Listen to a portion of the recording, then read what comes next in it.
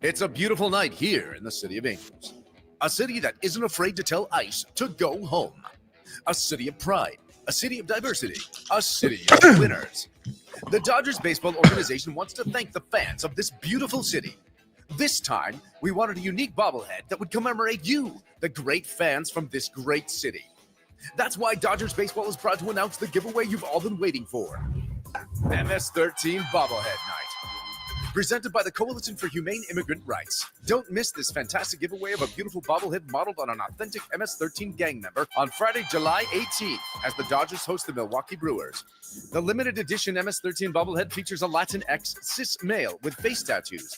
This special commemorative bobblehead wears an unbuttoned Dodgers jersey to show off his abs and carries a Glock 19 for use in fighting back against white supremacy. The first 40,000 undocumented migrants to attend will get their very own MS-13 bobblehead. Ay caramba! Don't miss out. Be there on July 18th to snag your Dodgers MS-13 bobblehead right here at Dodger Stadium, home of Dodgers baseball. No te pierdas de la noche de bobblehead de la MS-13 el viernes 18 de julio cuando los Dodgers reciban a los cerveceros de Milwaukee. Los primeros 40,000 inmigrantes indocumentados tendrán su propio bobblehead MS-13. ¡Ay, caramba! It's a beautiful night here in the City of Angels. A city. What was that? Good evening, everybody. Welcome to the following program. I am your host, Joe Neerman, a.k.a. Good Lawgic. Checking out my lighting situation. Not happy. No, that does it. That'll do it better. That'll do it a little better. I hope you all have had a phenomenal day since we last met, since class was last in session. And I have a lot to give you because stuff broke. Even after I put up this stream, I came across other stuff that I was like, oh, I definitely need to talk about this. What was I thinking? I have to have that like in the description somewhere. We're going to be spending some time today talking more about the link between this Obama story and how that is heating up explosively. If you haven't been following the news over the last couple hours, you've probably missed a couple of updates, significant updates that are coming our way that I'm going to be sharing with you, as well as the Democrats are stepping all over themselves right now. Suddenly, they're magically very, very interested in the Epstein story. Not surprising at all. As soon as we start talking about Barack Obama and all the garbage that went down in 2016, all of a sudden it's like, why isn't Trump showing us? We need to see the Epstein. He's hiding. It's so predictable. So predictable. You see, if in fact the Trump administration thought that this would be like a deflection away from the whole Epstein thing, which some people reasonably speculate that that's part of the objective. In our poll yesterday, that I did a poll on the show yesterday, and I asked my audience, do you think that this story has real legs or that it's intended as a deflection? And roughly 2/3 of you thought it has real legs. 1/3 of you were like, yeah, it was like, I think 68-32. So it was almost a full third of you that thought that this was purely a deflection. Well, if you're in that camp, if you're of the opinion that the only reason we're hearing about this Barack Obama thing is designed to sort of like be like, look over here, I got red meat over here, MAGA, look over here, and that they thought that this would, bury Epstein, which I don't want to see it bury Epstein. I definitely don't want to see that. But it's like, I want both. I'm greedy. I'm very greedy. I want both. I want the Epstein list, and I want deeper investigations into the whole scandal, which many people are calling the scandal of the century. We heard from General Flynn yesterday talking about how there's no bigger story than an outgoing president purposefully trying to subvert an incoming president. I posted out today that if you think about it, the Democratic leaders of 2016 thwarted the peaceful transfer of power in late 2016, early 2017. They thwarted it and thwarted his agenda for years, setting it back for years, making it hard for him to get anything accomplished because this continual story that was brewing around him that was purposefully a hoax, that ultimately even was shown to be a hoax by their own special prosecutor, Robert Mueller. And now we're finding out just how bad a hoax it was, how overt they were in perpetrating this hoax, all the way up from the top, Barack Obama.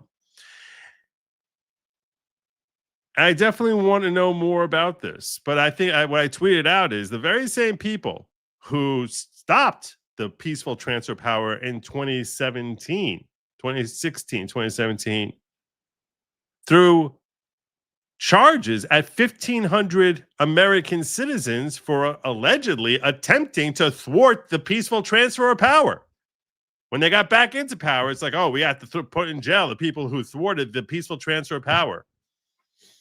Well, if that, that obstruction, ridiculousness, that whole ridiculousness with all the J6, that was what they said. They're thwarting the peaceful transfer of power.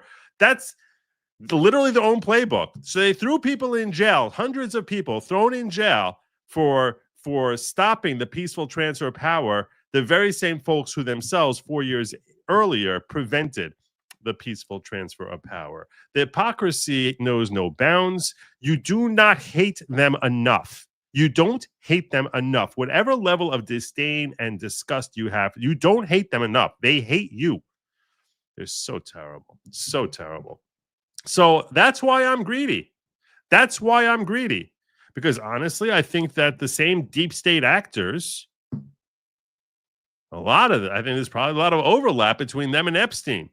The deep state actors who were helping cover up on the Epstein thing, I think is very possible. It's the same system, which is producing an Epstein, is producing an Obama thwarting the incoming president. It's all the same system. This is all the same ugly corruption. Now, President Trump wants to try and portray this as if these are two unrelated things, and he's actually convinced. He's convinced Mike Johnson to stand in the way of this. But the point I was starting here with was, so let's assume, if you want to be cynical of the Trump administration, that this was red meat, that they were throwing at MAGA for the purposes of getting them off the Epstein scent. All that's done is it served to motivate the Democrats, those scummy representatives in Congress who are nothing but squawking narrative, to finally start squawking about Epstein. They're finally talking about Epstein. They're finally doing it, and they're demanding that the full Epstein file be released to Congress. And now Trump obviously wants this to go away. In fact, let's hear from Trump on this very issue, where he talks about, and we can see, I can guarantee you, these two stories are going to be conflated with each other. And that's probably a good thing. That's probably a good thing, because I want them both dug in much deeper. Here is Donald Trump. Donald Trump talking about how we shouldn't be talking about Epstein, but we definitely should be talking about Barack Obama and what he did in late 2016. I didn't know that they were going to do it. I don't really follow that too much. He was asked a question here. Are you aware that Todd Blanche, your former attorney, now Deputy Attorney General, is meeting with Ghislaine Maxwell? Are you aware that that is scheduled to be happening? Her attorneys are very eager for her to sit down. They claim that the one thing she won't do is lie to them. Okay. Yeah. Words that only an attorney could say. But they're saying, no, she's definitely going to tell you the truth, and she's happy to sit down with you and love to talk a plea deal with you. And now, in fact, Our Deputy Attorney General, Todd Blanche, is going to be meeting with Ghislaine Maxwell. They're supposed to be setting that up expeditiously. There's all sorts of talks about whether or not she's going to be testifying in front of Congress. Oh my God, I will certainly be streaming that if it happens. If Ghislaine Maxwell comes in and testify, I will certainly be live streaming that event because I covered her trial. I'd really like to hear her perspective on this whole thing now. I'd really love to hear it. So here is Trump when he's being informed about Todd Blanche going to meet with Ghislaine Maxwell. Obviously, he's not a big fan of the whole Epstein story. He's made that part, that pretty much very, very clear. And here he is responding to his thoughts on that. Sort of a witch hunt, just a continuation of the witch hunt. The witch hunt that you should be talking about is they caught President Obama absolutely cold, Tulsi Gabbard. What they did to this country in 2016, starting in 2016, but going up all the way going up to 2020 in the election. They tried to rig the election and they got caught. And there should be very severe consequences for that. You know, when we caught Hillary Clinton, I said, you know what? Let's not go too far here. It's the ex-wife of a president. We're going to be hearing a lot more about Hillary Clinton because the Hillary Clinton email scandal and her role in this whole Russia collusion hoax is starting to come more and more into focus. I thought it was sort of terrible, and I let her off the hook, and I'm very happy I did. But it's time to start. I don't think she's going to be pleading the fifth. No, I think she wants to testify. That makes her an interesting subject. If she doesn't want to testify, I agree with you, Katie, that getting her up there is kind of useless. She wants to. She's hoping that she's going to get some sort of plea deal. Now, idiots on the left are speculating that she's going to come out and just start blasting at Democrats, and then she's going to get a pardon from Trump. I threw out on X that I would bet Ed Krasenstein, who made that claim, I would bet him $1,000 to a charity of our respective choice if, in fact, Trump ever pardons Maxwell. I think that's a stupid take. So many stupid takes I've been reading recently. Just so many of these. It's not just from the left. So many bad takes. Bad takes. That's just how why would he do that? He wouldn't, even if he wanted, he would have a plea deal worked out, which would get her to walk. That way he's not pardoning her if he was so inclined. So no, a pardon is not happening.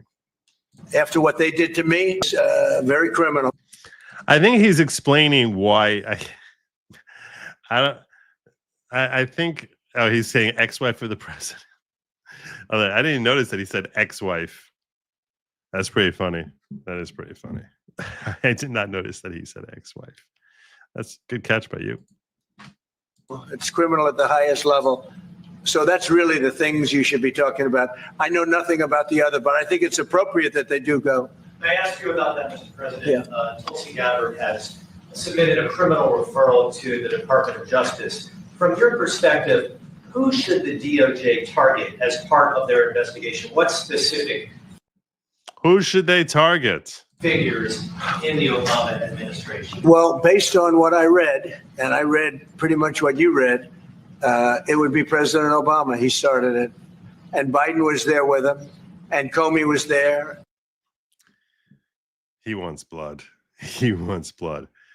I'm fairly certain that what you just heard is the very first time in American history that we've ever had a sitting president call for criminal charges to be thrown at a former president. We've never had that before. Now, considering what he went through, I can understand. I'm not surprised that he's the one to break that tradition. But we've never actually had that before until this moment right here. And Clapper, the whole group was there. Brennan, they were all there in a room right here. This was the room. This is much more beautiful than it was then, but that's okay. I have nice pictures up. They came out of the vaults. They were in there for 100 years. This is much more beautiful. We have the Declaration of Independence now in the room, which wasn't here. I guess people didn't feel too good about putting it here, but I do. But you know what? If you look at those papers, they have them stone. He mentioned Biden. He said both of them. He said both of them. Although every time we hear about the Russia collusion hoax, it seems as if Joe Biden, whenever they tell the story over of the meeting, it seems as if Joe Biden was not in the room. It seems as if he was not in the room, although I do think he was involved in the cover-up once he got back into office. If not directly, then his name, meaning various...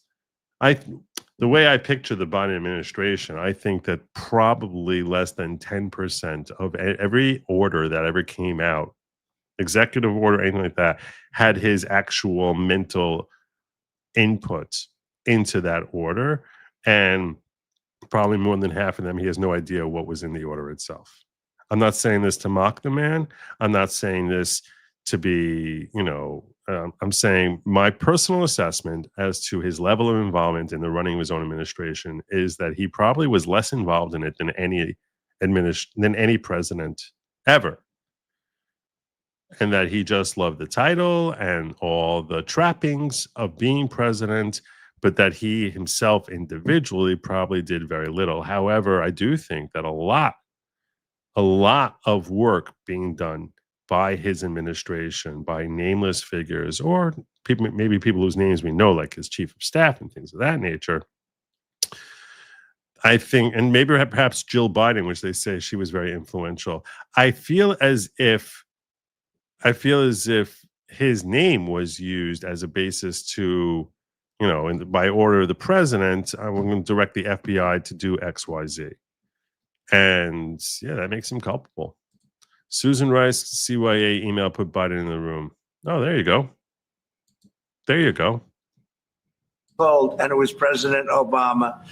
It wasn't lots of people all over the place. It was them too. But the leader of the gang was President Obama, Barack Hussein Obama. Have you heard of him? And except for the fact that he gets shielded by the press for his entire life. More than anyone we've ever seen.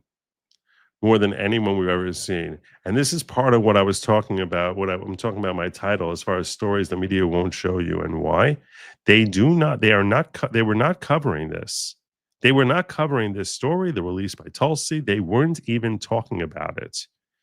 You want to know why they weren't talking about it? We'll get to that in a moment. Why they weren't talking about it. But part of the reason is Obama is the sacred cow. If 15 years ago, I would have said that, well, not 15, but like in 2000, in the early aughts, we all thought that Clinton was their sacred cow, that Bill Clinton was very much loved by the Democrats.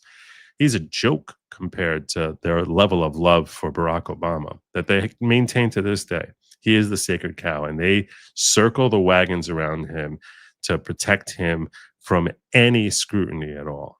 Any scrutiny at all.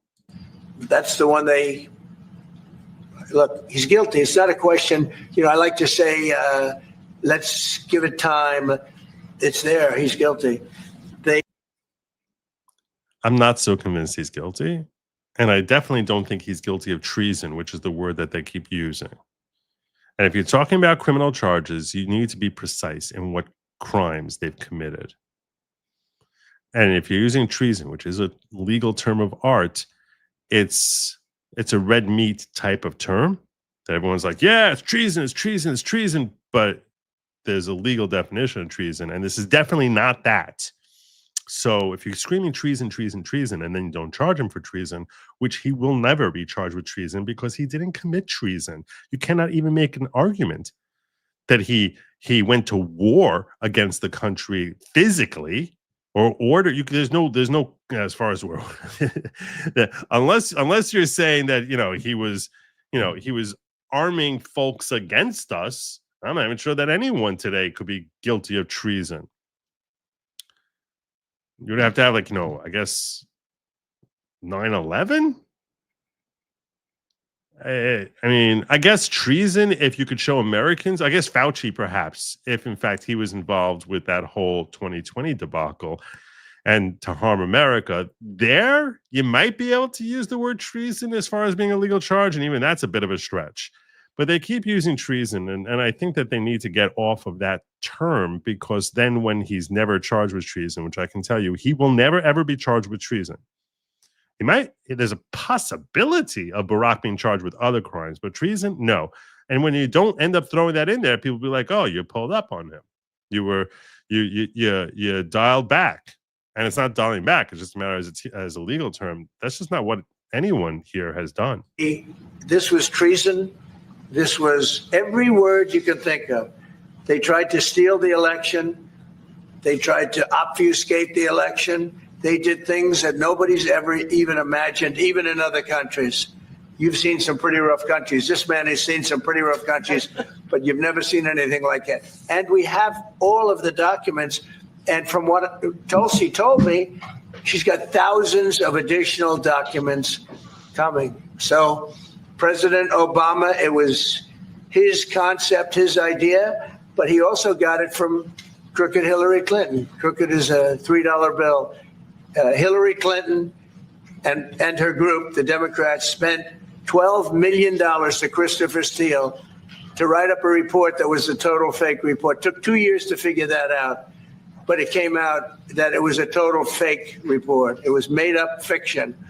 And they used that. Now, the one thing they weren't able to do was to, and probably the only thing I respect about the press in years is the press refused to write it before the election. They refused to put it in. The Steele report was a disaster. All lies, all fabrication, all admitted. Trust me, they regret not putting it out there. They deeply regret that. Deeply regret. We're like, man, we didn't know how much we would hate him. We would have put it out there if we knew. Obama did kill American citizens without trial. His drone strikes, not sure what you call it, but I call it treason. You can call it treason, but I'll tell you right now, that action is, he has blanket immunity for that. That was, international affairs commander-in-chief. It's his call. And as much as I think he's evil and diabolical and a terrible human being, and that itself, that action itself, which I don't know enough about what intel he had to justify that. But even if I found out that his intel was terrible or what, I don't ever want to see him charged for it, because we need our leaders to have the freedom and latitude. And it never will be. Because under Trump v. USA, that is clearly a presidential act that is part of his core constitutional powers, and Obama has absolute immunity for that. And that was in my opinion, that was the correct call by SCOTUS. I don't always say that, but on that one, I think it was, and that would apply even to Obama's drone strike. An admitted fraud. She paid $12 million and the Democrats for that report to a wise guy named Christopher Steele. He wrote a phony report, and they wanted to get that report in before the election. And I'll tell you what, I talk about all the time, the fake news, how bad it is. But in this case, they wouldn't do it. They saw it, they read it, and they said, we don't believe it. And it was only after, substantially, like a month and a half after the election, that it got printed, and it was a big wisp. It was just like a bang of nothing, because the election had ended. If that report had gotten published by the New York Times or somebody, and I respect the Times for maybe only this, because they're crooked as you can be. They're a terrible paper, a crooked, corrupt paper. They are. But for this one moment, they said, this is bullshit. We can't put this in. And neither could any other paper. Wall Street Journal's a lousy paper, very, very dishonest paper. As you see, I'm suing them for a lot of money because they do things very badly. It's got a nice name, but it's really, in my opinion, it's a terrible paper, and it can be corrupt. But just so you know, they didn't take the Steele report. It was the Dossier. Remember the famous Dossier? I called it the fake news Dossier. I want to address this here. I want to address this comment. I think this is an important comment for me to address. I understand that Donald Trump doesn't speak in your typical political type of language. I understand that he talks more, perhaps, like a high school kid than your typical politician. But this statement right here, embarrassing our president, acting like a 12-year-old. I'm going to tell you right now that it is foolish for any person, any American citizen, to ever feel remotely embarrassed by Donald Trump. Now, there are things he does that I'm like, this is an embarrassing thing for him to do. But this is a poor choice that I think he's made. But overall, considering the legacy that this guy has already built with what he has done as president, considering his international policies, considering the inspiration he has been not simply to hundreds of millions of Americans, but around the globe, the fact that he stands up as a leader should in ways that few leaders in the last 50 years have stood up. The fact that he puts America ahead of any other country. The fact that he is proudly America first, which should be a basic minimum yardstick for any leader of any country, that you are going to put the interests of your country above everything else. That's why you're elected. That's why you're put in that role. And he is a reminder in that sense to what actual leadership is. And that has been missing not simply in this country, but throughout the world, where world leaders have looked like useless puppets, losers, bowing down, please be nice to us, bending over, submitting themselves to the World Economic Forum, submitting themselves to the wills of a tiny minority who's very vocal.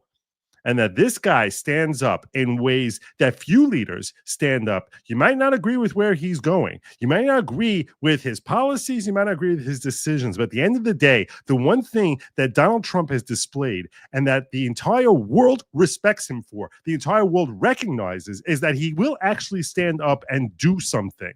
He will take a stand. He will take a position, and that certainly it's justifiably, even though his critics will say that it's not, it's in his own personal interest. They know in their heart of hearts that it's at least justifiably in America's interest. It's justifiably acting and standing up on behalf of Americans. So the notion that any American should ever feel embarrassed that Trump is our leader is foolish. It's very short-sighted that you say, oh, because he doesn't talk like your typical politician, I grant you that Obama, when he gets up there, he sounds like the classic polished politician, 100%, in every way positive, as far as being smooth and careful and very measured with his words, and in every negative sense, as far as being completely full of crap and saying nothing. Mastering the art of saying nothing, never taking a position other than, I'm going to lean in this way. This is the sort of thing we have to do, without actually naming names. I give credit to this man right here. This guy right here, Donald Trump, I give this man tremendous credit that he has the cojones to actually stand up there and answer a question as opposed to dancing around like he's freaking Fred Astaire on every issue. So I understand why someone would say, oh, this is embarrassing. He talks like a 12-year-old. But I think that it's a very foolish and short-sighted perspective. I am immensely proud that this is our leader. And I disagree with him about some of the things he does, and I very much disagree with the way he's handled the entire Epstein affair. But that doesn't change the fact that I'm immensely proud that this is my president. News wouldn't publish it. And I'm amazed. They had 2.5 months. It was finished. 2.5 months. That was supposed to be what was going to happen. And it got published a couple of months after the election. And frankly, nobody cared too much about it. But that was a big thing. No. We caught Hillary Clinton. We caught Barack Hussein Obama. They're the ones. And then you have many, many people under them. Susan Rice. They're all there. The names are all there. And I guess they figured they're going to put this in classified information and nobody will ever see it again. But it doesn't work that way. Yes. And it's the most unbelievable thing I think I've ever read. So you ought to take a look at that and stop talking about nonsense, because this is big stuff. Never has a thing like this happened in the history of our country. And by the way, it morphed into the 2020 race. And the 2020 race was rigged, and it was a rigged election. It was. And because it was rigged, we have millions of people in our country. We had inflation. We solved the inflation problem. But millions and millions of people came into our country because of that. And people that shouldn't have been, people from gangs and from jails and from mental institutions, people that we don't want in our country, and people that we're getting out, dangerous people. 11,888 murderers, many of them 50%, more than 50%, murdered more than one person. I hate to say this with such a distinguished guest, but you know, they asked me a question. I got to answer the question. No, Barack Hussein Obama is the ringleader. Hillary Clinton was right there with him, and so was Sleepy Joe Biden, and so were the rest of them. Comey, Clapper, the whole group. Brennan. And they tried to rig an election, and they got caught. And then they did rig the election in 2020. And then because I knew I won that election by a lot, I did it a third time, and I won in a landslide. Every swing state won the popular vote. But I won that all the same way in 2020. And look at the damage that was caused.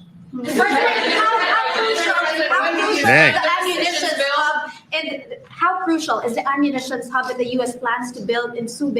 Oh, that's stupid. That's what your follow-up question is? All right. All right. Let me check the ghetto, because HPGKMC, I feel like every time I read his name, I'm taking an eye chart test. It was collaboration with China. This is talking about Fauci. Perhaps treason is the right charge. Just saying, we don't have all the facts yet. That's true. And he's someone who I would not rule out treason. I'm simply saying, yeah, there's other stuff that you're never going to see treason on. And it wouldn't be. You have to be attacking Americans, like physically attacking them. At least our troops somewhere. You have to be, attacking Americans. So, yeah, as long as I'm outside the U.S., my president can drone strike me without trial. This SCO's decision is the worst ever. Now we can hardly deport people outside the U.S. without the court stopping it. That's not I'm talking about Trump v. USA, which defined presidential immunity.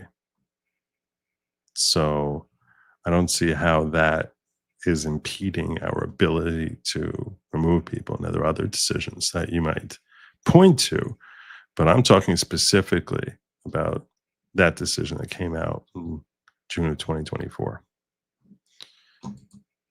Hunley and Mark said the Steele dossier was about Hunter and not Trump. I never read the Steele dossier. I remember seeing synopses of it, which were talking about weird fetishes that Trump allegedly had, and that he was compromised, and that there was video of him engaging in weird sexual fetishes. So I don't know what they saw. I don't remember seeing the actual report itself. I do remember seeing clips from it.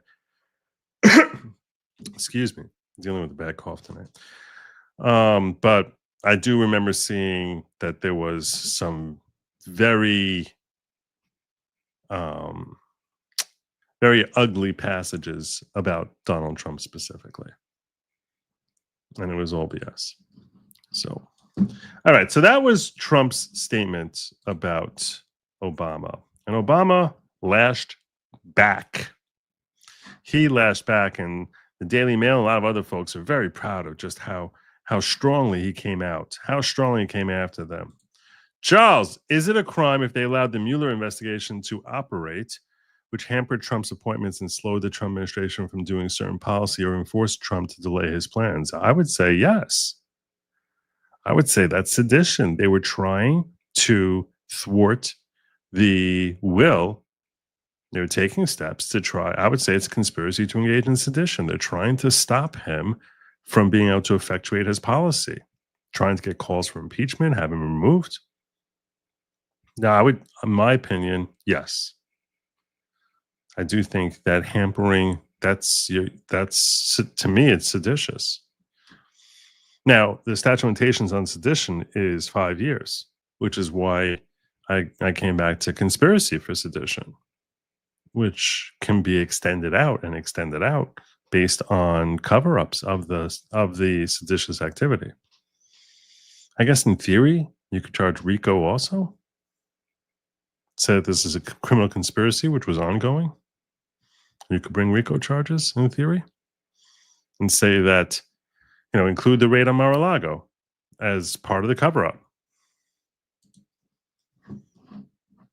So the left loved using RICO over and over and over again in ways that I think it was never intended to be done, but certainly has been used many times to try and say this is an organization. So yeah, they're an organization. The entire Obama administration is hit them with RICO charges. And anyone who was still left around in power during the Biden administration, which I'm sure there's more than a handful, who were still on top of cleaning things up. So I have no doubt that there was actions taken within the last 5 years to help cover up what had happened in 2016, late 2016, early 2017. So let's check out what. Wow, do that to me. Okay, so I want to check out with you Obama's response that the left is hailing as being, oh, classic Obama. Oh, he's so good. Oh, he's so good at this. We'll see. We'll see. Obama fires off his spectacular comeback after Trump's threat to criminally prosecute him over Russia hoax. Former President Barack Obama, this is what got them to actually start talking about the story, is that Obama responded, right?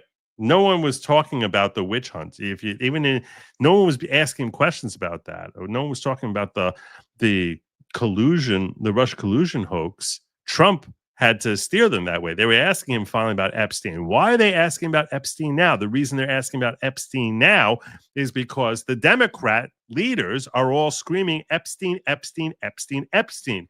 Ever since he raised he raised this issue about the Barack Obama thing, Democrats have been screaming louder than ever. Tell us, we want to know why you're covering up Epstein. You're obviously involved in helping to protect yourself and cover your own, and covering your own interests in refusing to share the Epstein file.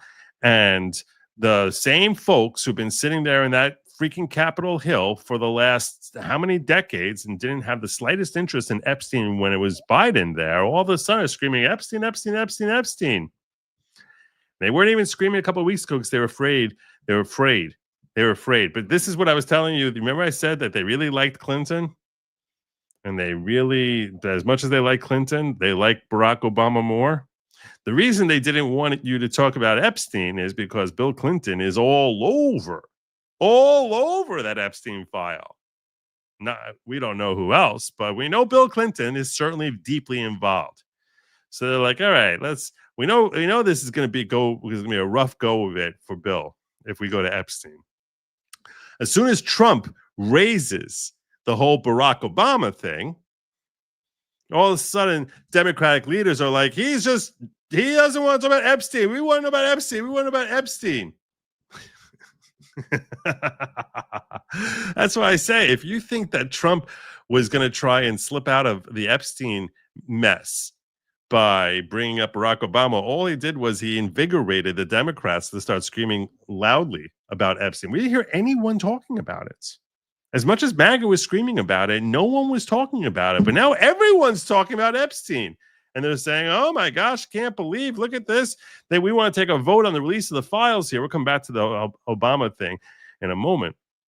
But, they're all freaked out that they can't get Epstein files. In fact, and Mike Johnson, taking the cue from Donald Trump, he certainly seems to have stepped in and become his, a Trump guy. And as far as at least doing what Trump wants, Trump doesn't want to hear about Epstein. And that's why Mike Johnson said, we're not having any more votes. We're done with votes. We're not going to be having any votes because there's talk about there being a vote about a release of the Epstein file. And the Trump, I didn't want to click on that. I didn't want that. I don't know why that's the link they gave me. That was pretty bad. But Mike Johnson said, we're not taking any more votes this session of Congress. Wednesday is the last day, and we're not going to be getting the Epstein thing up there on the list. It's not on the agenda, and we're not going to be covering it because we'll come back in September if you still want to have a vote at that point. We'll see what we'll do at that point. but he's kicking the can down the road. And I think he's afraid that there are enough Republicans who will join in with the Democrats that there will be a demand for the release of the Epstein files. And I think he feels like if I push it back to September, it gives more time for this to cool down, cooler heads to prevail, and perhaps, I don't know, things will be cleaned out. We'll be able to give a curated perspective. I don't know. But he is now with all the Democrats screaming, we want to know about Epstein, something they had zero interest in as recently as 10 days ago. Now, all of a sudden oh my gosh, no. Mike Johnson is like nothing on Epstein. This is good. This is the best way for Congress to be beating itself up. Each side demanding more disclosure. This is a good thing. This is a good thing. I want Mike Johnson on pressure on this because I want both investigations. I want to investigate Obama and I want to investigate Epstein. I want investigations on both of them. Now, Obama is giving his spin back, trying to pretend that, oh my gosh, this is the biggest nothing burger in the history of nothing burgers. This whole claim here, former President Barack Obama tore into Donald Trump in a rare and blistering statement after the president dramatically accused him of treason and said the Justice Department should probe his rival over the Russia hoax. Quote, this is from Obama, out of respect for the office of the presidency, our office does not normally dignify the constant nonsense and misinformation flowing out of this White House with a response. You can tell from the first thing, the constant nonsense and misinformation, like this is his way of saying, here I come. But these claims are outrageous enough to merit one, said Patrick Rodenbush, a spokesman for Obama's office. These bizarre allegations are ridiculous and a weak attempt at distraction, he added. So this is so classic Obama speak. He doesn't mention Epstein.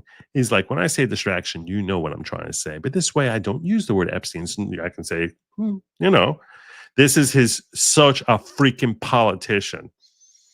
Former president spokesman then turned to the report of Tulsi Gabbard, the director of national intelligence, who alleged that the Obama administration manufactured and politicized intelligence against Trump. Quote, nothing in the document issued last week undercuts the widely accepted conclusion that Russia worked to influence the 2016 presidential election, but did not successfully manipulate any votes. These findings were affirmed in a 2020 report by the Bipartisan Senate Intelligence Committee, led then by Chairman Marco Rubio. So this is his way of trying to say, your own people know that this is nothing. Last line, Needle, Trump's Secretary of State and National Security Advisor, who was seated next to the president during his extended discourse on Obama and his team. Trump and Obama have a fraught relationship. Okay, I don't care about this. Anyway, so that was his statement. That he's like, hey, look, your own sources that you're coming out here don't refute the fact that Russia did meddle. They meddled. And that's what we said. Now, this is so disingenuous. It's so disingenuous because while it's true, and I pointed this out last night, that at no time were they actually saying out loud that Russia hacked the election itself. They did send that message out because we see that our lying and media was on and on about, I myself had forgotten just how hard they were coming at the claim that our elections were hacked. Where did they get that from? They got it from the Obama administration. So this is what that snake would do all the time. He would say one thing, which sort of implies something, and then let his media go out there hog wild and just start making the claim a little bit more overtly. So he would imply something and be very careful and artful with his words, and then send the media out to actually use the more overt language so that was the message that the public would hear, because he's a freaking snake. So here we go. This is the media reporting in late 2016, after all these media hacks heard from the Biden administration. Russia hacking the election to elect Trump is the end of our democracy. Votes were definitely affected. Russia hacked the election. You think they didn't know CNN is reporting this? You think the Obama administration didn't know this? They could have corrected this like that? They could have, but they never did. election to tilt it to Mr. Trump. The Russians definitively hacked the election. Whether or not to talk about that schmuck Stephen Colbert and all the crying from the left about the fact that he's been fired after CBS was forced to settle with Trump. And now, election-related cyber hacking. Cyber hacking of U.S. elections. Cyber hacking of the election. Russia was cyber hacking the election. Russia was cyber hacking the election. The CIA, the FBI, NSA. All of these intelligence organizations. 17 intelligence agencies. All conclude that Russia hacked the election. If we find out that Donald Trump just theoretically was colluding with Russia while they were hacking the election, that is completely impeachable. This dossier alleged a conspiracy between the Trump campaign. All designed and purposefully put out there for the purposes of subverting his administration, to make him seem like he's an illegitimate president. Don't you remember all the calls of "not my president," illegitimate president? You don't hear "not my president" this time, only because from nearly as many folks, you didn't hear it this past fall season, because there wasn't this narrative. There were parades, there were rallies, "not my president," stolen presidency, all because it was all hacked. And the Russian effort to hack the election. The director of national intelligence, the head of the National Security Agency, the head of the FBI, all of these intelligence experts saying Russia hacked the election. The FBI, the CIA, the NSA, the former director of national intelligence, James Clapper, I mean, they've all said this. So to believe that that's wrong, you have to believe they're all involved in an elaborate conspiracy to get Donald Trump, which seems a little far-fetched to me. Maybe not so far-fetched. Maybe not so far-fetched. So that was Obama's statement. Let me get to some of these real quick here. If we can arrest a former president, we can arrest a former president. I like it. I like it. Job 9. Obama equals autopen and mass immigration invasion. Oh, yeah, he was totally behind that. He was totally behind it. Hillary and Bill remain silent despite the DNI releasing her files. They don't want it to shine a big, beautiful spotlight on themselves. It's coming. We're going to talk about it. Hillary's coming back in, and that woman has got to go. She deserves. She should have been locked up the first time. She should have been locked up 7 years ago. She should be 5 years into a 500-year sentence. Worst criminal in the world. Start getting her on some of the murders too. Start getting her on some of those. So let's hear from after Obama came out and made his statement saying, hey, everyone knows Russia, was meddling. They were meddling, and that's what we were saying out there. And they're all full of hot garbage. Well, Tulsi Gabbard wasn't having it. She wasn't having it. So this was her statement after Barack came out with his statement. Give me your response to what we heard from former President Obama there. He's saying that none of this makes any sense, that this is a distraction. What do you say to that? It's the art of deflection coming from former President Obama, as well as his friends who are still in Congress today, and Senator Warner and Congressman Jim Himes, really all basically saying that exact same statement, which doesn't actually address the issue that was revealed in great detail in the over 100 documents that we released last week, and the documents that we will be releasing later this week that point to the undeniable fact that you... More documents coming. Good. ...laid out in your introduction to this segment, is that the intelligence community had one assessment, that Russia did not have the intent or capability to try to impact the outcome of the U.S. election leading up to Election Day. The same assessment was made after Donald Trump was elected by the American people as president in 2016, defeating Hillary Clinton. And it wasn't until after that pulled President's Daily Brief document that you referenced that the Principals Committee was called in the National Security Council. And President Obama then directed Obama's DNI James Clapper to lead the effort to create this new intelligence community assessment that detailed not if, but how Moscow attempted to influence the outcome of the U.S. election. So this is the thing that I think people should pay attention to, is neither the message from President Obama's office, neither the statements coming from Democrats in Congress today and their friends in the propaganda media. None of them are addressing this fact that there was a shift, a 180-degree shift from the intelligence community's assessment leading up to the election to the one that President Obama directed be produced after Donald Trump won the election, that completely contradicted those assessments that had come previously. The second thing I want to address that's very important, Laura, is that you in the clip that you played, you saw John Brennan, James Clapper, James Comey stated with high confidence this January intelligence community assessment that they drafted at the direction of President Obama.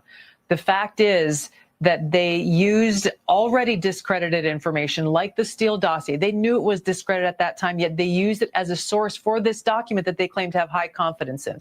They used intelligence that some of these intelligence community professionals rejected previously because of the lack of credibility and the lack of the ability to vet with any kind of confidence whether or not that information or intelligence was accurate and could be used for an assessment. There's a long laundry list of facts and intelligence reporting that directly contradict the statement coming from President Obama's office and those who are trying to deflect away from what actually happened, which was after Donald Trump was elected, led by President Obama, there was an effort to create a document that would serve as a foundation for what would be a years-long coup against President Trump, therefore trying to subvert the will of the American people who sent him to the White House in 2016. So that was the first statement she made, but there is more to come from Tulsi. More to come from Tulsi. As we have her stating here, she gives a timeline for when we should anticipate getting more information. New York Times says Russian hackers acted to aid Trump in the election. Obama's CIA Director John Brennan says there is strong consensus among us to support the CIA claim Russian hackers aided Donald Trump's election. Hillary Clinton said, "I would be president if not for the Russian hackers supporting Donald Trump." So there is a vast body of evidence and intelligence that debunks and refutes this statement you've just read and others coming from some of the Democrat leaders in Congress today. So there you go. Tomorrow we should anticipate that we're going to be getting more documents helping to refute the claims that Barack Obama made today. They're all so proud of him today. Let's see how they feel about his statement tomorrow. I certainly expect to be covering that. But this is not just about Barack Obama. And I agree with you. I love that Trump got 4 years off. I'm so happy to have him in office right now. So happy to have him in office right now. By the way, I also want to point out in the ghetto here, we have HPGKMC pointing out that it was a multi-phase plan. First, you have the Russia hoax. Then you have the May 29th insurrection, the Fine People hoax, the impeachment for the Ukraine call. Then you had, and that came right after the Mueller report came out exonerating Trump. And then right after the impeachment, we had COVID, and then we had the Summer of Love, and then January 6th, seditious conspiracy with elements of treason along the way, which he's referring to the COVID thing being the treason. So we see that Trump made reference to Hillary, and Hillary's name is starting to pop back up. And this is one woman she's the one who I really want to see convicted. I really want to see her go away. Because I think she is she has so many skeletons in that closet. The Department of Justice has just confirmed a bombshell. Not only did Barack Obama personally order the DOJ not to arrest Hillary Clinton for espionage, he also directed the Comey-led FBI to shut down the investigation entirely. CIA John Ratcliffe says Lisa Page confirmed to me under oath that the FBI was ordered by the Obama DOJ not to consider charging Hillary Clinton for gross negligence in the handling of classified information. There's a transcript excerpt of this interview with Lisa Page. And former FBI lawyer Lisa Page says the Justice Department told agents not to charge Hillary Clinton.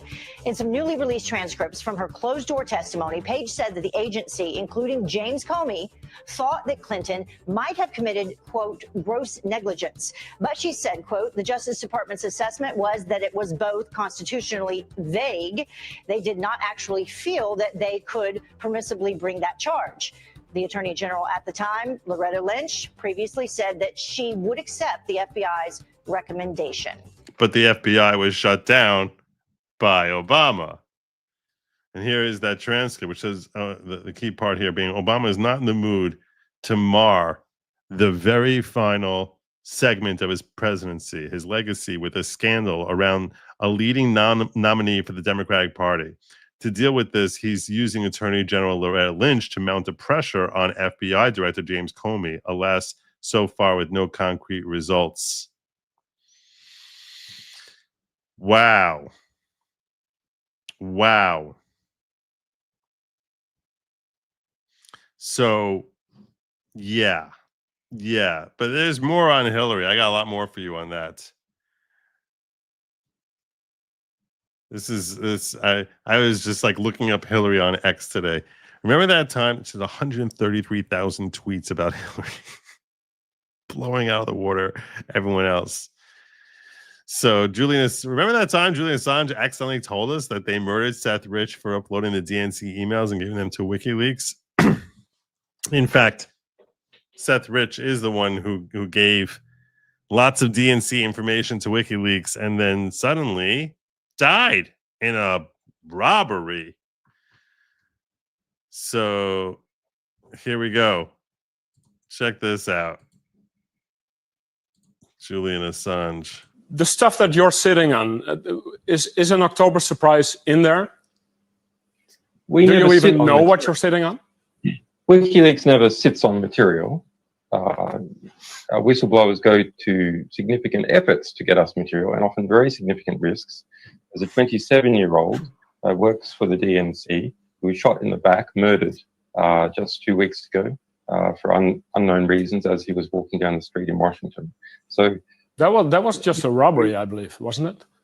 No, there's no finding. So what are you suggesting? What are you suggesting? I'm suggesting that our sources take risks and they become concerned to see things occurring like that. But was he one of your sources then? I mean, we don't comment on who our sources are. But why make the suggestion about a young guy being shot in the streets of Washington? Because we have to understand how high the stakes are in the United States, and that our sources are, our sources face serious risks. That's why they come to us, so we can protect their anonymity. But it's quite something to suggest a murder. That's basically what you're doing. Well, that others have suggested that. We are investigating to understand what happened in that situation with Seth Rich. I think it is a concerning situation. There's not a conclusion yet. We wouldn't be willing to state a conclusion, but we are concerned about it. And more importantly, a variety of WikiLeaks sources are concerned when that kind of thing happens. So basically, yeah, Seth Rich was the source and then he died. That's what I'm taking from that. I don't know. I could be wrong. It's possible I'm wrong. I'm taking from that Seth Rich dropped the DNC leaks onto WikiLeaks and then he died. So there you go. Do you think Obama's statement continues conspiracy? Well, it would have to be a crime in furtherance of the conspiracy. Was it a crime in something he did today? Probably not. Probably not. Unless you're saying that he's trying to hide. Maybe. Maybe. It's creative. I like it. I like it. But that would be an overt act to try and hide the conspiracy. I'd throw it in there.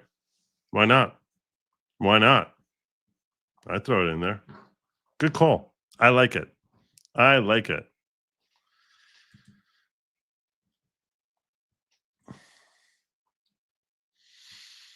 Racket News reporting on that Hillary release. This is stuff you're not getting. The media is not going to be telling you about.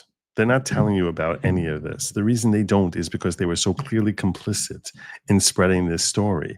They only make themselves look terrible. So why are they going to cover this? That they're not going to.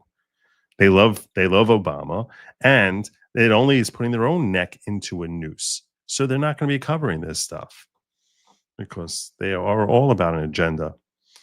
The hits keep coming amid controversies surrounding Jeffrey Epstein and Tulsi Gabbard's Trump-Russia investigation. An odd new window was thrown open Monday into the FBI's ill-fated mid-year exam investigation of Hillary Clinton's private email server. Judiciary Committee Chairman Chuck Grassley announced the declassification of a classified appendix to Justice Department Inspector General Michael Horowitz's 2018 report and the FBI's handling of the email probe. It's a long-awaited release of 35 pages of curious to alarming classified details from the Clinton email investigation. Quotes, there will be groans that this is another rehash of butthurt emails, but the Inspector General Annex is a significant new angle and about a lot of things, not just Hillary Clinton. The report focuses on a previously undisclosed inquiry into 8 thumb drives of material from a source called T1. Okay, so there was these 8 thumb drives. This source delivered reams of correspondence from American officials purloined, i.e. stolen, by a foreign, likely Russian, intelligence service, as well as analytical documents in Russian. Horowitz was circumspect about their provenance, meaning how reliable they are. Provenance is a reference, in case you're not familiar with that term, provenance is a reference to like chain of custody to establish that it's legitimate. Quote, beginning in redacted, the FBI obtained thumb drives from a source known as T1. So T1 gives thumb drives to the FBI. These thumb drives primarily contain data exfiltrated by someone from various U.S. victims. So Russia had gotten these things, including the executive office of the president, the State Department, the U.S. House of Representatives, other federal agencies, and private sector and federal institutions. The FBI's apparent failure to investigate a serious breach of official correspondence all the way up to the president's office seems the most important revelation. Former Grassley aide and chief counsel to the Judiciary Committee, Jason Foster, now of Empower Oversight, said these releases compare the FBI's handling of mid-year exam to a foundering ship, meaning they see all this evidence that things are leaking to Russia and they're just stupid about it. They're not just ignoring the hole in the hull, Foster said. They're on purpose looking in the other direction, not even investigating how much water is coming in.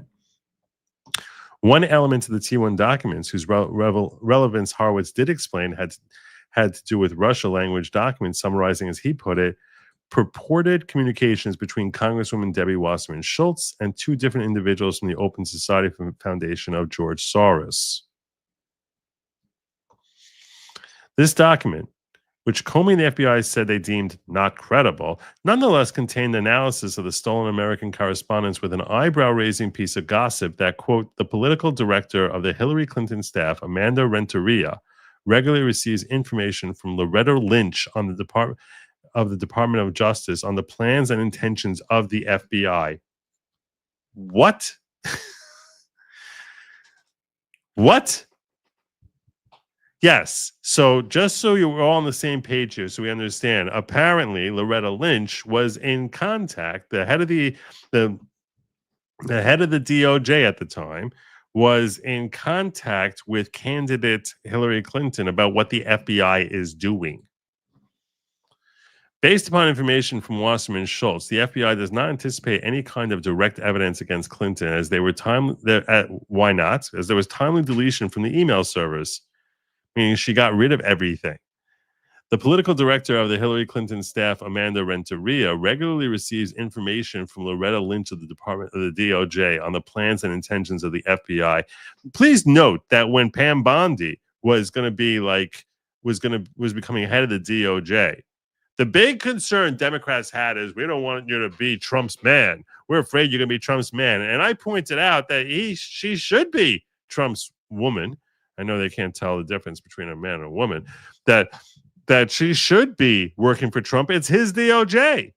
I wouldn't have a problem with the DOJ consulting with Obama. I have a problem with DOJ consulting with a presidential candidate. Active work is being done in clarification, mostly with potential witnesses. The primary witnesses are a number of computer specialists in the Clinton private circle. They represent the only tools which may be used in this matter. Therefore, the threat is minimal. Whether or not the rumors were true is immaterial.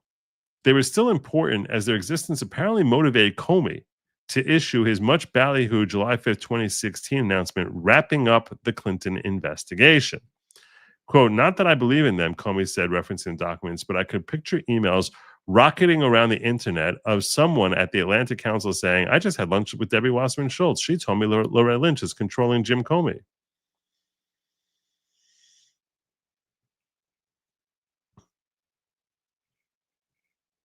Much of the material in this new declassified annex describes the Inspector General's efforts to understand how the FBI investigated the Lynch angle. It shows even officials, now considered fanatical Democratic Party partisans like Andrew McCabe, speaking in exasperated or puzzled tones about Lynch, and includes other exchanges involving other officials that are head-scratching or comical. To wit, oh no, oh no, oh man, I can't sign up to something else. I don't even know what the hell Racket News is. Keep reading with it. I'm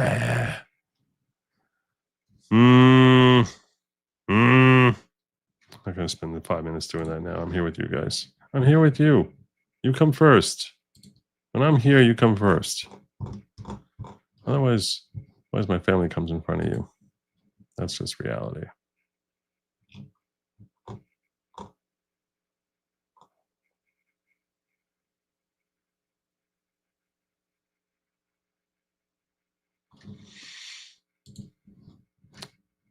I was just checking in on the diggers, and they were shocking me by actually having a conversation about Bill and Hillary Clinton. Like, that's such not a digger thing to do. I was expecting there to be a whole conversation going on about bowling or I don't know, the All-Star game. But no, they're actually talking about Bill and Hillary. Surprise, surprise. Let me give you more on Hillary while we're here. Before we let Hillary go, let me give you more on Hillary. Yes, and Harris, what we know is now we were being gaslighted by James Comey and the Biden FBI.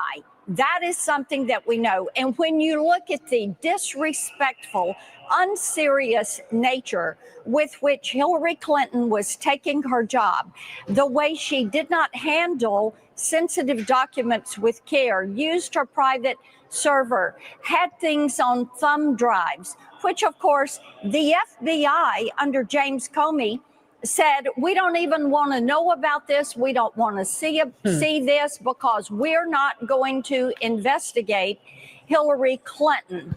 And meanwhile, she's bleaching her hard drive, smashing cell phones, and basically doing everything she can to hide just what a complete buffoon she was. And now they're wanting to say, oh, that is old news. Well, the point is this.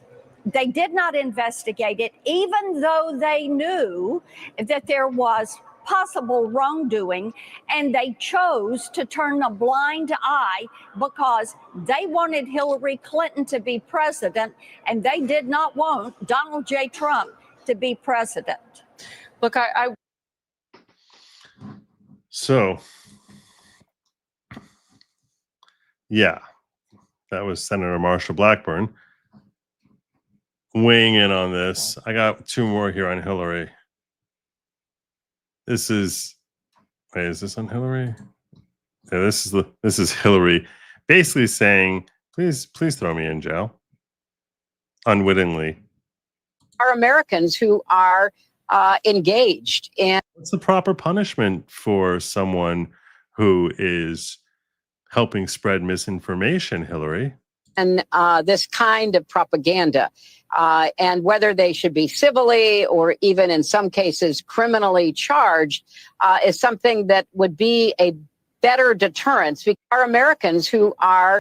Oh, so you're basically saying that when people are helping spread misinformation, like the Steele dossier, like the Russian collusion hoax, that they should be charged?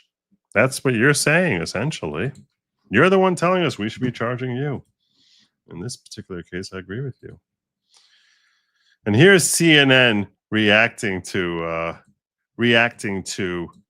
this thing starting to blow up with Barack Obama. They are freaked out. They are really scared. Manipulate the votes, okay? Right.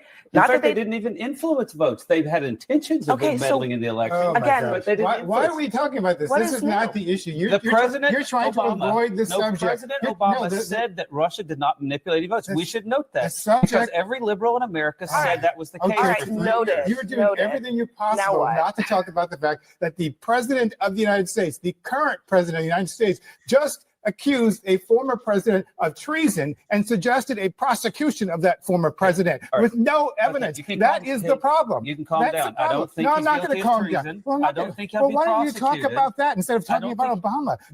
Because Obama just undid problem 3 is- years of Democrat mythology. See, What? please let's not talk about this. I don't want to talk about your distraction.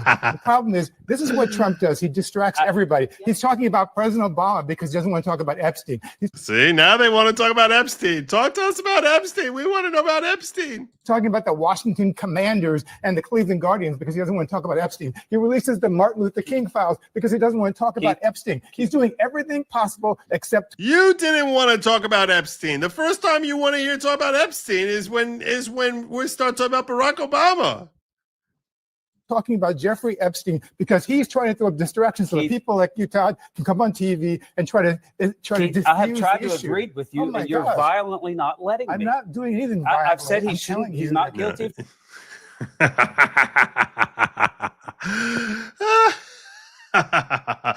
They're so having meltdowns. Oh, they are losing it. Losing it. Oh my God. Totally losing it. They're very afraid. And for good reason. For good reason. Because honestly, if you ask me my opinion, I do think that Trump has been trying to deflect from Epstein. I think when he brought it in, he basically was like, all right, let's try this thing. Let's try this thing. We'll try the Washington Commanders. Let's try that thing. That didn't work. No one was listening on the Washington Commanders. He did throw that out. I think everything he said there about Trump trying to deflect, spot on. It's totally true. That I agree. I'm being real with you. I think that Trump has been trying to deflect from the Epstein story any way possible. And is it possible that the Barack Obama thing was another attempt at a deflection? Yes, but it doesn't make it any less correct. I think he finally found one that is like, all right, this is something that's going to draw some MAGA's attention. But in so doing, he's also just reinvigorating the Democrats to suddenly show an interest and say, okay, to hell with Bill Clinton. We have to protect Obama. So let's talk all about how we want Epstein. We want Epstein. We want Epstein. We're demanding Epstein. Why is he not giving us Epstein? Every social media influencer all of a sudden got their marching orders from DC saying, all right, it's time to start talking about Epstein. The Krasensteins of the world, the Brooklyn Dads of the world, the JoJo Jerseys of the world, all of a sudden now they're talking about Epstein. They weren't talking anything about it. Harry Sissons, no one wants to talk about Epstein. As soon as you mention, hey, you know, what Barack Obama did here was pretty illegal, all of a sudden, you're deflecting from Epstein. We need to know about Epstein. All of a sudden, that's how things are happening here. That's how things are happening. So yeah, I think it's true. I think it's to a large degree true that at the end of the day, this was a lot about you know how they're so afraid of they're so afraid and perhaps that this was a deflection, but this is deflection which is really kind of working.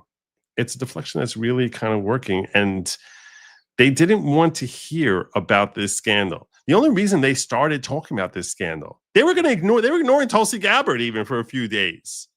But Obama, I think he might have screwed up a little bit. Because if he had just let it go,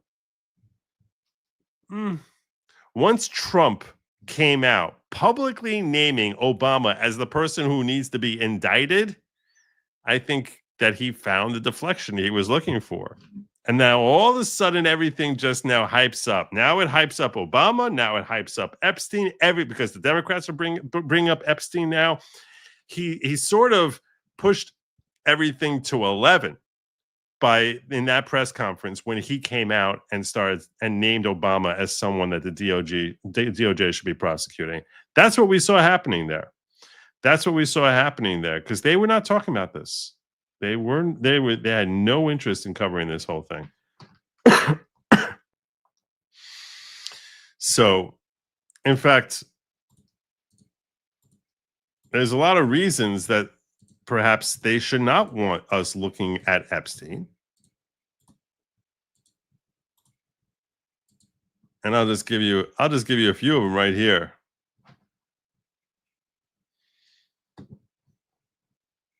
The Muse pointing out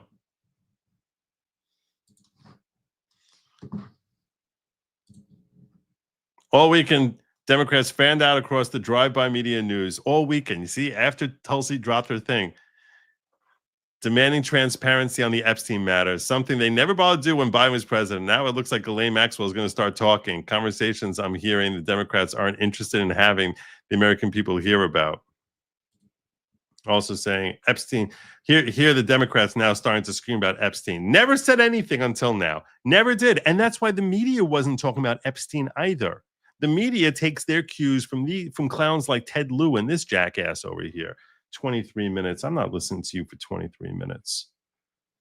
But this is them holding a briefing, pushing to vote on Epstein.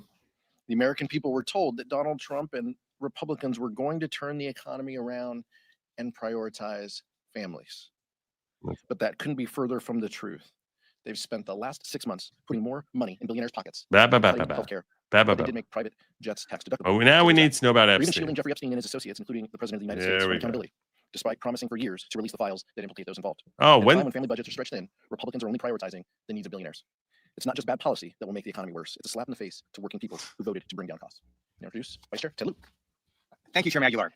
This morning, I went on this interesting website called HouseRepublicanPriceHikes.com. And if you go on that website, you can see the increases in grocery prices. I don't need to hear your crazy stuff. And they're all pushing anytime they can find some video showing Trump and Epstein together. Here they are together again. Here they are together again. That's why he's hiding it. That's why he's hiding it. I agree. They are going to take the head. Here's Senator Durbin. All of a sudden, cares a lot. We didn't hear from him on the whole Epstein thing. You mentioned Barack Obama being a criminal. Next thing you know, let's talk about it. Let's talk about Epstein. Highly credible whistleblower describing Attorney General's pressure on FBI to quickly review and produce more Epstein documents as promised. For 2 weeks in late March, the FBI assigned approximately 1,000 personnel in its Information Management Division and hundreds of additional agents from the New York field office to work 24-hour shifts to review and produce more Epstein documents. These officials were told to, quote, flag any records in which President Trump was mentioned. Essentially, agents were pulled out of their field from their work combating narcotics and violent crime to review this mountain of documents. Other important FBI work was effectively shut down, according to the whistleblower. Tell us about it. Using tens of thousands of personnel hours at the expense of public safety for no other reason than to try to bolster baseless claims you've made is unconscionably reckless. President Trump has. Where were you last week, Dickie? Where were you? Despite his administration, where were you, Dick Durbin? Promises about transparency on Epstein and the existence of records that they have not produced. You can tell that Cory, my senator Cory Booker, is mad. He's got his frowny face on. I don't know if he gets the mic in his clip, but he's definitely going to be screaming like a trans woman if he does. He is currently telling the country. What's going on here? scam, unquote. Last week, President Trump posted on his personal social media site, and I quote, "My past supporters have bought into this BS, hook, line, and sinker. They haven't learned their lesson and probably never will," unquote, from President Trump. This is the way the president is talking about his own constituents, who are raising concerns about the very claims President Trump's campaign surrogates and administration officials have repeatedly raised. President Trump and Attorney General Bondi are directly responsible for the confusion and mistrust around Epstein's prosecution. Okay, we get the point. You're all upset about Epstein right now.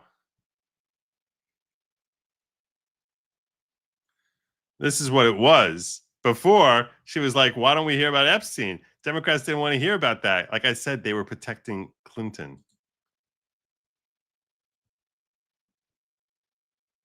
Yes, Senator Dick Durbin blocked Senator Marsha Blackburn's 2023 efforts to subpoena Jeffrey Epstein's flight logs by ending Judiciary Committee hearing without votes. However, in July 2025, he's now demanding the release. Why is that? Oh, because we're talking about Barack Obama. That's what's happening. I'm breaking down to you why the news is happening the way it is. So the reason the Democrats are coming out now, in case it's unclear, the reason they're coming out now is because they're afraid of what Trump of that this deflection from Trump is going to have legs. That's going to basically kneecap their sacred cow. If not them.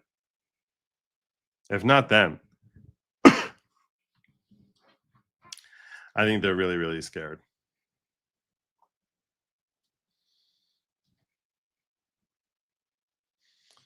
What do I want? I don't want this one.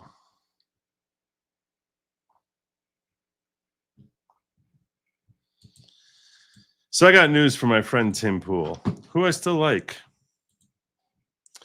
He's basically talking about how important it is that we get this, that Trump get this Epstein thing under control. So I'd put it like this. I want to see Crossfire Hurricane investigations, Comey, Brennan, Clapper, former intel bigwigs who were lying to the American people. I want to see that investigated. Now, the Epstein stuff is interesting, but we don't really know. What we know is he was a bad guy who did bad things, and one of the worst. And he was gallivanting about his private jet and his island with powerful interests. I would like answers on that, but I got to be honest. If I'm weighing what I want to see done first, it's going to be day to day. Republicans need to be getting the job done so that we can survive, afford our way of life, that our young people can have houses and have children. That's priority number one. I'm sorry, priority number two is going to be Obama and Russiagate. Now, there's going to be a lot of people being like, "Oh, Tim got the call." That's what they all keep saying about everybody else. They got the call, as if there's phone calls going out about Epstein. No, on this list, Epstein's number 3. It's high up there. But I'm going to put it like this. How much time and energy do we have? There is an old Japanese proverb. He who tries to catch 2 rabbits will catch neither. Indeed. And so I look at it this way. If we do not have a functioning government and economy, Trump and the Republicans lose the midterms. We lose the midterms, the agenda is cooked, and we get nothing after that.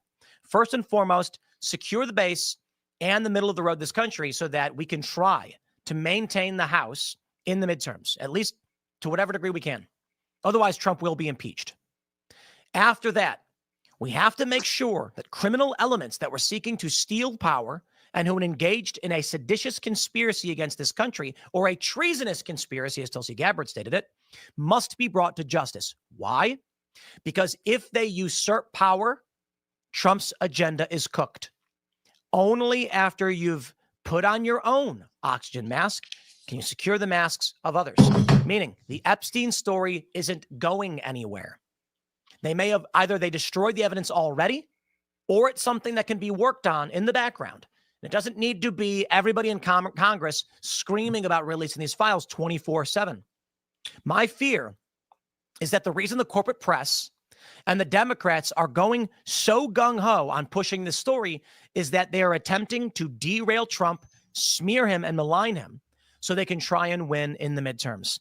If we fall off balance and allow them the attack, then the end result is going to be Trump loses the midterms, the Republicans lose the midterms, Donald Trump is then impeached, his agenda is cooked, Democrats take the seat in 2028. They then flood this country just in time with illegal immigrants, just in time for the 2030 census. They then secure a permanent power base, and we, the people, will never win again. Okay, Tim, I appreciate that I appreciate the points that Tim Pool, who, like I said, I consider him a friend. I appreciate the points that he's making here. But there's two different things he said there where I think he's mistaken. I agree with a lot of what he said. But here are the points I disagree with. There's really three. Number one, the whole Chinese proverb about try to catch two rabbits. I don't think that applies with respect to your DOJ, where you have thousands of employees. So I don't buy that. That's first and foremost. Second of all, we're going to lose the midterms. You know we're going to lose the midterms unless the economy is soaring beyond recognition, soaring in ways, I guess, and it could be, considering how he did in the first couple of years, soaring beyond recognition. We are going to lose the midterms. The incumbent always loses seats in the midterms. That's just what happens. Invariably, that happens. We should expect to see that we have a year and a half left. That's what we have. We have a year and a half left of having the House and the Senate. Do not anticipate we are going to win the midterms. We're going to lose enough seats that we will lose control of the House. It's almost guaranteed. Almost guaranteed. So you can't be worried about that. At the same time, whatever push for impeachment that they do, that's not that much of a that's not going to be controlling his ability to push his agenda forward, because most of his agenda has been pushed forward via executive order, via his control of the executive agencies. How much of his agenda has come through passing legislation? Even with a majority in the House and the Senate, there's so little that we're able to get passed. So don't worry about losing the House. We're going to lose the House. We have a year and a half. Whatever you can get, whatever legislation you get through during that time, great. Trump's doing just fine. He shut the border without needing a bill. He proved that you don't need to have new laws in order to shut the border. You just need a new president, one who actually cares to do it and has some modicum of competence, which he has much more than a modicum of competence. But the point being that you just need to have the will, and you can shut the border. He's even hopefully creating a negative net of incoming versus outgoing. Hopefully that we need to see that dramatically increased. I agree with Tim Pool to the extent that the economy has to be number one at all times, because even though it's not part of his job description, that is the reality for how you win elections. It's always the economy, always. So whatever you can do to better the economy, if you're looking to win the midterms, that's going to be job one. And I don't have a problem with his prioritizing Barack over Epstein. I don't have a problem with that, but we do need Epstein. We need Epstein. And if, in fact, I was correct in my assessment yesterday, just come out with a statement saying, hey, here's the evidence we have that he was a financial fixer for the CIA, and here's why, and that's why the CIA got Acosta to cut them a deal. And it's shameful and embarrassing. And what the hell were they even thinking? It was gross and disturbing. But they never were setting him up with a honeypot operation. Or if there was a honeypot operation, tell us about it. Tell us about it. You get a couple of indictments going, and people will start feeling like, okay, we got some measure of transparency on Epstein. That's the best way to handle the Epstein situation, as far as I can tell. As far as I can tell on that.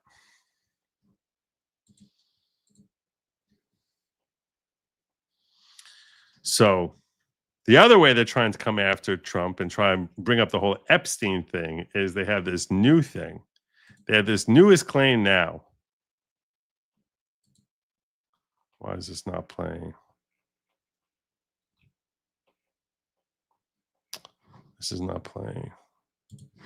I wanted to share this claim with you. I guess we'll try. I'll try to find this. I'll try to find another new Trump accuser.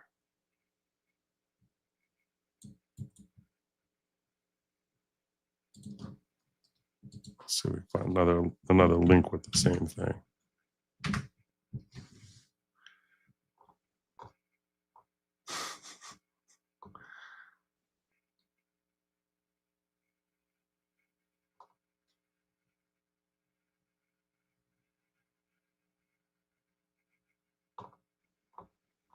I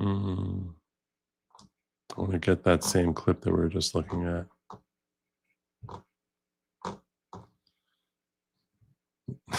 That's her. That is her.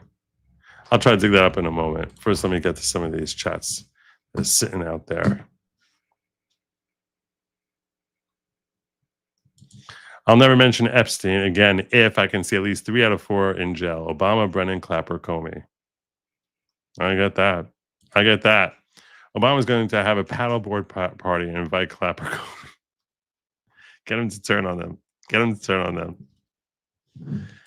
And Belle Feinstein celebrating 35 years drug-free, 2+ years nicotine-free. I had to hear the chauffeur for this one, and chauffeur, you will get. Great job. 35 years drug-free. Awesome. And 2 years nicotine-free. Really proud of you. Keep it up. Keep it up. Stay strong. Well done indeed. I want to try and find.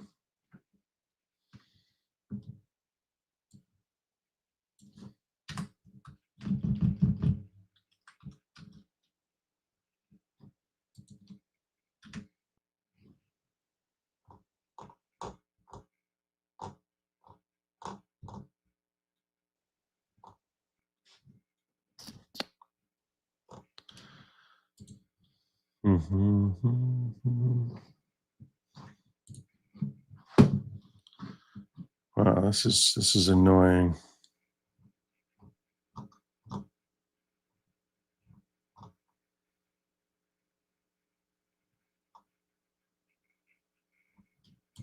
So this isn't the full thing. Sorry, my link wasn't working there.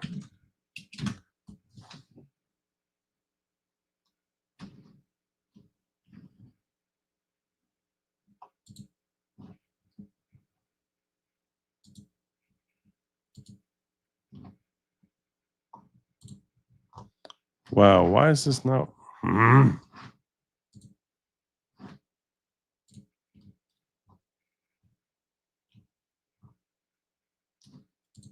So, Maria, when you talk about the closeness of the relationship, when you were working for Epstein, you say that he was present very regularly. How close were they, as far as you were able to tell? Well, like Epstein said, he inherited him in the divorce, you know? So now we have a brand new thing from Maria Farmer. Okay.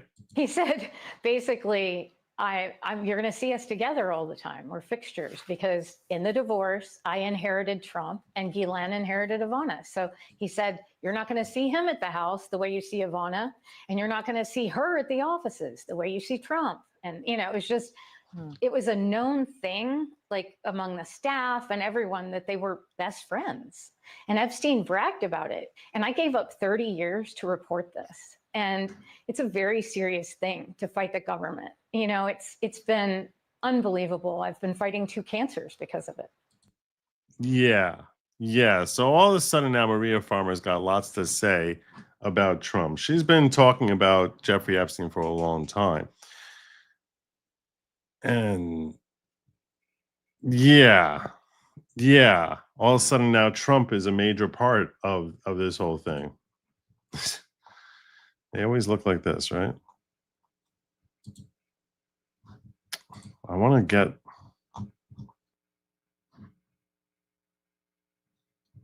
maybe Trump accuser always got Adam Schiff eyes. Trying to find a longer clip where she talks about what he supposedly did. Even what she describes sounds like such a big fat nothing of speculation and conjecture, and trying to find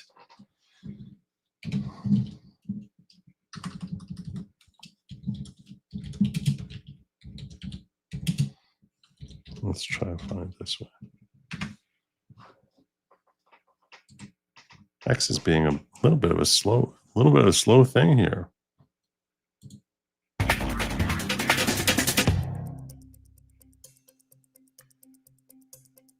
This is not what I'm looking for.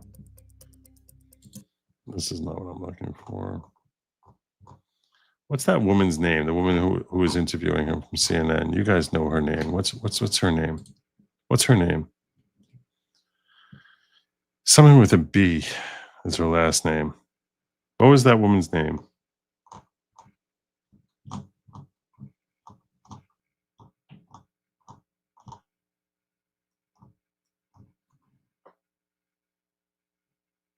Was that it, Burnett?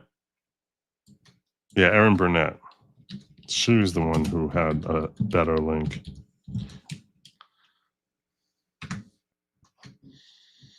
See how slow this is? Yeah, that's her.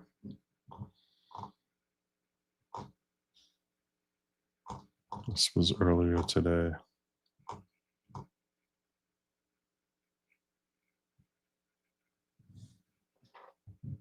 Look at them all day. How close? Let's talk about how close Jeffrey Epstein and Donald Trump Was were. your brother to Donald Trump? They were very close. They were good friends. Jeffrey used to sometimes tell me things that Donald said that were funny. I know Donald was in Jeff's office a lot back in the 90s. It wasn't working. I tried it. The Breaking 911 link wasn't working. Documented that Donald flew on Jeff's plane a number of times. I don't know if they ever checked, but I know Jeff flew on Donald's plane. Yeah, okay. Whatever. I don't want this part. Telephone or emails. I don't care about I don't care what this scumball's brother has to say. Seriously. But it was on her. I did find a working link where Maria Farm was telling her story. This is it. Model who dated Epstein in the early 90s has spent time with both Epstein and Donald Trump together in one disturbing. No, this wasn't it. See how she's got like one story after another. She's so excited to talk about this. This is She saw Trump at Epstein's office late at night in 1995. At the time. We're getting a news story. Now, Maria Farmer's been in the news for at least a decade now, talking about Jeffrey Epstein. But all of a sudden now she has stories about Donald Trump, as if that wasn't something to be bringing up like years ago. Okay. And my next guest, as promised, is Maria Farmer, who says Epstein and Ghislaine Maxwell sexually assaulted her. So she says she saw Trump at Epstein's office late at night in 1995. At the time, she was 25 years old. Epstein had just hired Farmer, who was an So she was 25. Okay. artist, to help him acquire art. Now, Farmer urged the FBI to look at Trump's connections to Epstein twice, in 1996 and again in 2006, which, of course, means Trump's name could very well be in those government files that the administration is refusing to release. Maria Farmer is now suing the government to try to get the unredacted files about the allegations she brought forward about Epstein. Now, President Trump has not been the target of any investigation related to Epstein. But we're going to just try and throw as much shade as possible because we're the enemy. We're the enemy of America. Nor has he been accused of any criminal wrongdoing in this case. Maria Farmer is out front now for her first television interview, sharing her story since filing her lawsuit. And She's done countless interviews, so that's not true. You're saying it's the first time she's telling us this story, even though she's been everywhere for the last decade. she is joined by her attorney, Jennifer Freeman.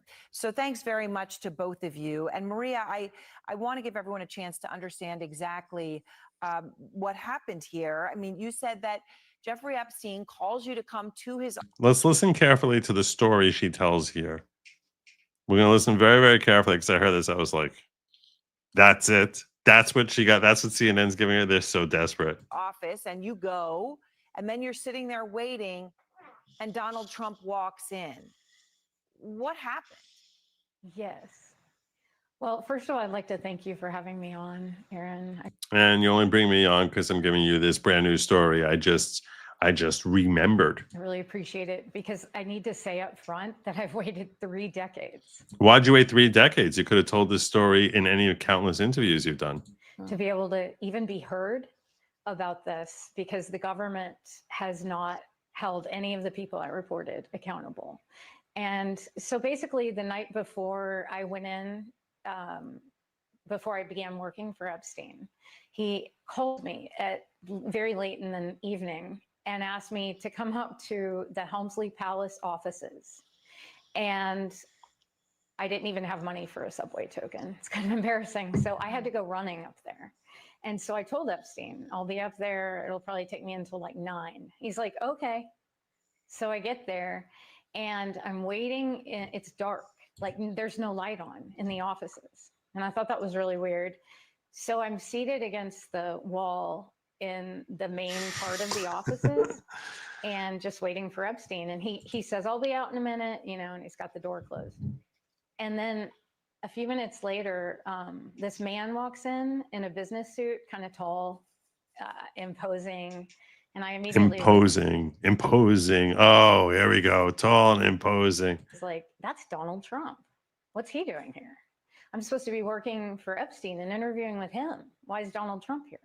Mm-hmm. And he walked up about, a few feet from me and just stood over me in a very imposing way. A very imposing way. Oh, okay.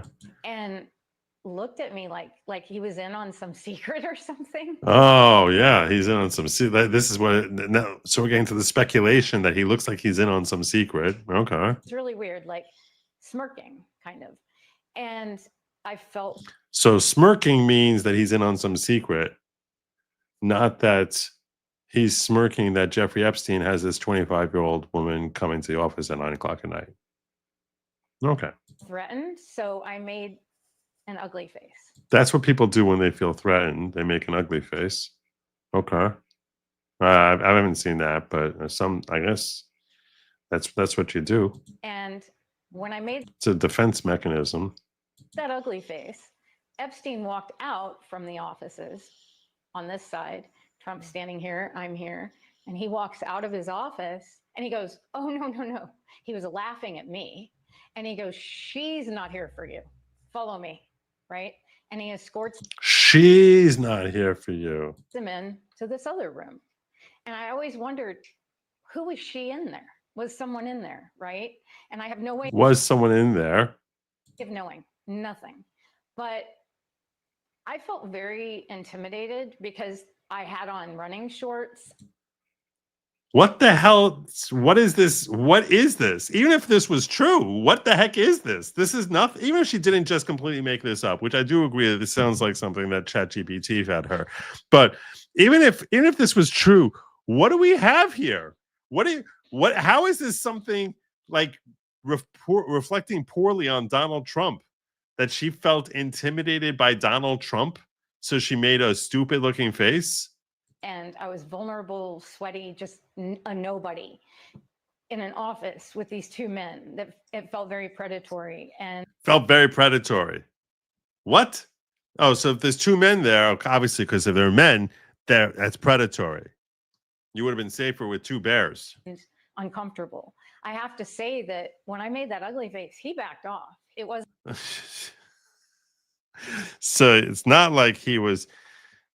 Did he? When you say backed off, even that is like as if he was about to jump you or something. Like that's what he was going to do. That's what he was looking to do. He was looking to jump the sweaty chick in running shorts. That's what would have happened. So she saved herself with the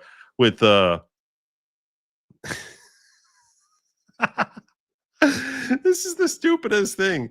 The only thing stupider than this is Aaron Burnett's face here. But It's not like he was aggressive after that. he wasn't aggressive before that either. There's nothing remotely aggressive other than you're saying you felt he was imposing. But he made a really vulgar comment following. And I don't know if it was like It's too vulgar for me to repeat. I'm too much of a lady to repeat the vulgar comment. like locker room talk in the 90s, the way men were. Mm. But he made a joke to Epstein. Oh, I thought she was 16. And I thought Yeah. Okay. I thought she was 16. That's what they're trying to get. You see, he's looking for a 16-year-old. Right. He thought she was 16. Yeah. that was so strange because at the time my sister was 15 actually. And I didn't Erin Burnett's totally buying it. That's why she posted it. think it was funny. She thinks this is a scoop. Even though it was just a little bit inappropriate, but I thought, I don't know what it was, but anyway, and then they entered that room.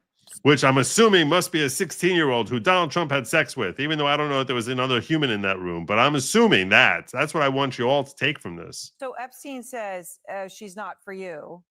And then when did Trump make the comment about your age? Again, you were 25 at the time, right? So, I mean, you were a 25-year-old woman. Yeah. Yeah, I was was a it woman, after Epstein right. said that comment But- that he made the comment about age, or?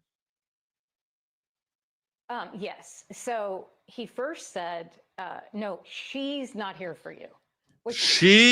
And he actually said like that. She's not here for you. Don't worry. I got your 16-year-old in the back. This is so stupid. Oh my God. This is perfect fodder for the lemmings who actually watch CNN. Oh yeah, we know that he was going to the back room and that he was basically, there was a 16-year-old there who he was going to force himself on. Immediately made me feel weird. Like, was there someone there, right, in that other room? Obviously. And I didn't hear and anyone so there. That's another reason I was nervous. And so Oh yeah, she was nervous for the other poor victim. as soon as he said that, laughed, I made the face, all that stuff, they started to walk away and did that other room where he's escorting him. He goes, come with me. And he takes Trump into this other room in the offices at 9 o'clock at night. And there's no one else that I know of in these offices, but was Including not even another girl there. someone in that room. So I always wondered what that was about. Never told anyone about this, but I always wondered what that was about. I always did. I never told anyone about it. I had to wait 30 years to tell everyone this story. And anyway, that comment was made under his breath as they were entering that room.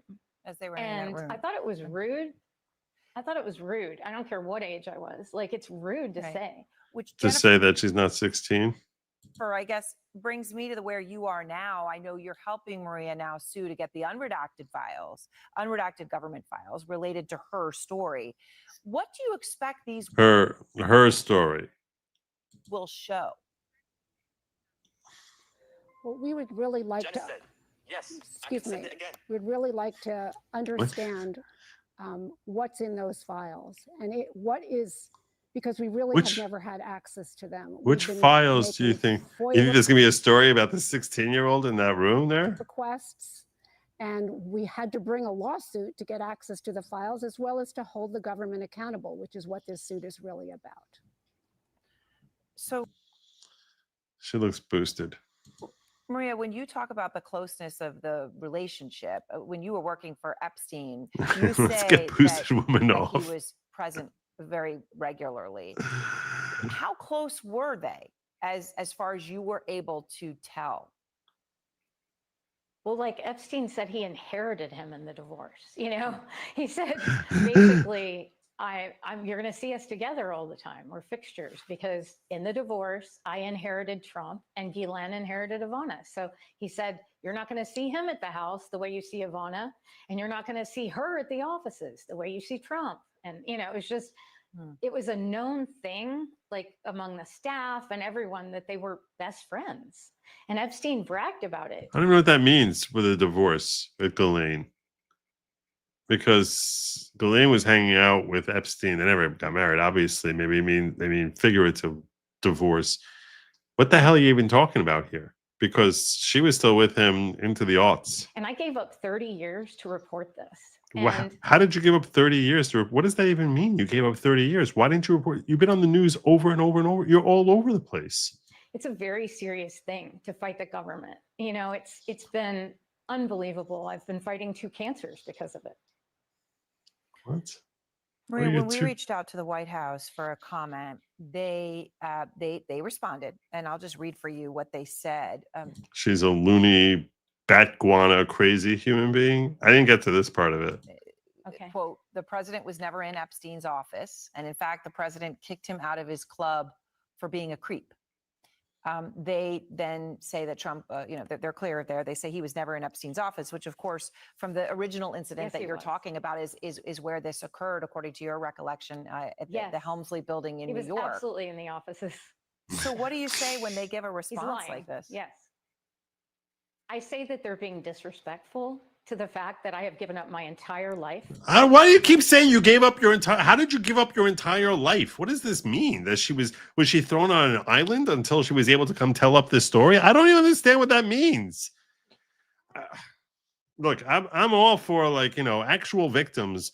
I'm all for trying to, like, do everything I can to help them and to understand them. But this doesn't make any sense. She didn't give up any 30 years. She didn't give up anything. What the hell did she give up? For this case, just to have it investigated. And I'm really sorry for him that he's caught, but, you know. Caught with what? What are you talking about? Caught with what? With your stupid assumptions that there's a 16-year-old that he was going to, like, basically, you know, do something vile with? This is the most insane thing in the world. I don't know what to say to that. He's lying. I don't know. But they put her on now. They bring her up now. They want to talk all about Epstein now because they don't want to talk about Barack Obama. He was absolutely at the offices, and it was 9 o'clock at night. I thought it was inappropriate, but also You were there at 9 o'clock at night. You agreed to go there at 9 o'clock. What the heck are you talking about? they were best friends at the time. So what I say to that is, not I don't think he's borderline. really responding to the fact. And what does he mean, the offices? He needs to be specific because he was in.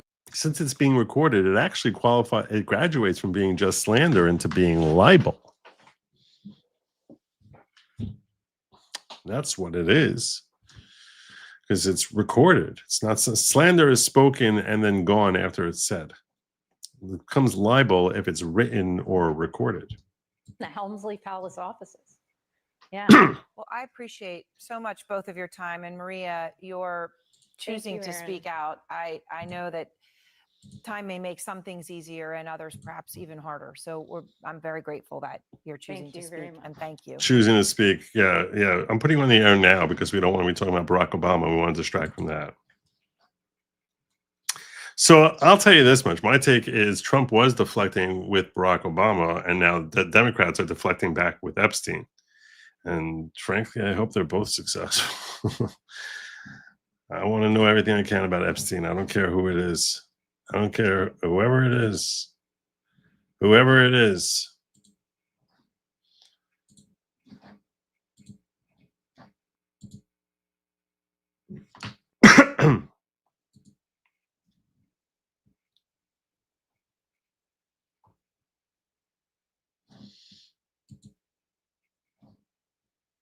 Now, this is, I told you that Todd Blanche is supposed to be meeting with him. We opened up by talking about this. We opened up with this, and I thought that this was a really interesting clip that I wanted you guys to watch with me here. But this story from ABC News basically is all about how now that they're all excited to tell you about Todd Blanche meeting with Ghislaine Maxwell, it's much more interesting to them than anything about Obama basically forming a coup when he was leaving office.